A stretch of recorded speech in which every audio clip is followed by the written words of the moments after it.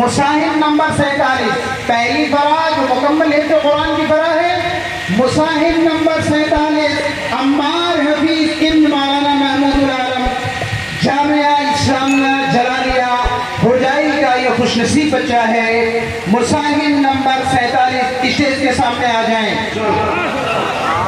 इनको इनाम दिया जा रहा है तंजीम की तरफ से 2000 और तालीमी तरक्की बोर्ड की तरफ से 2000, मुकम्मल 4000 रुपए पहली पोजीशन पर इनामात उन्हें दिए जा रहे हैं। और हजरत मौलाना बदरुद्दीन अजमल साहब दामत बरकातहू की तरफ से भी 1000, गोया 5000, मुकम्मल टोटल 5000 रुपए के इनामात से इन्हें सरफराज किया जा रहा है। और माशाअल्लाह,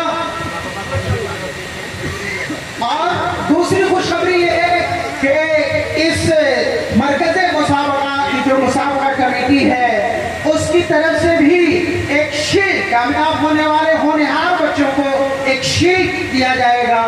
ये शीट हजरत के हाथों इसकी कामयाबी के ऊपर एक शीट भी दिया जा रहा है। 5000 रुपए इनामात के साथ साथ एक शीट।